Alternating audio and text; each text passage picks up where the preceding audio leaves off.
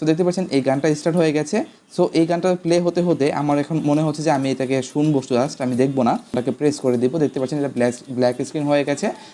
আপনারা যারা ইউটিউব অথবা ফেসবুক থেকে নিউজ অথবা আপনার পছন্দের যে কোনো মিউজিক হতে পারে সেটা যদি শুনতে চান, আমি বলতেছি শুনতে চান, দেখার কথা বলছি না। কারণ দেখা যায় অনেক সময় আমরা যে কোনো গান দেখতে গেলে ভিডিও ওপেন করতে হয়, কারণ ইউটিউব যদি দেখেন তো ভিডিও দেখা লাগবে। সো সেক্ষেত্রে আপনার জন্য খুব সহজ উপায় রয়েছে। যেমন ধরুন এখানে আমি একটা মিউজিক প্লে করছি, ধরুন আমি এটা মিউজিকটা প্লে করে দিলাম। দেওয়ার পর এখান থেকে যদি আমি জাস্ট থেকে ব্ল্যাক স্ক্রিন করে ফেলি, তাহলে আমার এখান থেকে কিন্তু ভিডিওটা দেখতে হচ্ছে না, জাস্ট আমি কিন্তু মিউজিকটা ইজিলি শুনতে পারবো এবং আমার এখান থেকে ব্যাটারির চার্জও কম যাবে। সো চাইলে কিন্তু আপনি এই প্রসেসটা ইজিলি করতে পারেন। আশা করছি এটা আপনার উপকারে দেবে। সো চলুন এখন আপনাদেরকে দেখিয়ে দিচ্ছি কিভাবে এটা কাজ করে। সো ফার্স্ট অফ অল আপনাদেরকে চলে আসতে হবে গুগল প্লে স্টোরে। আসার পর এখান থেকে সার্চ বারে চলে যাবেন। সার্চ বারে গিয়ে টাইপ করবেন ব্ল্যাক স্ক্রিন লিখে।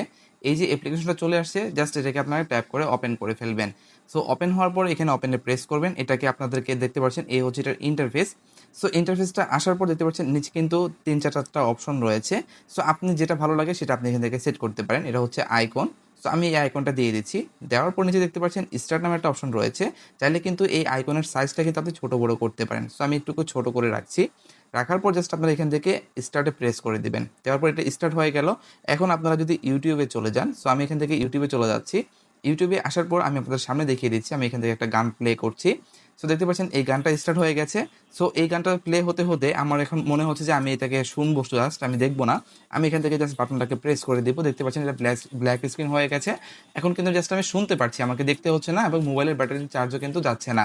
সো এই প্রসেসে কিন্তু, এবং চাইলে আপনি এখান থেকে আনলক বাটন চলে আসছে, আপনি আনলকে প্রেস করলে আবার চলে আসবে।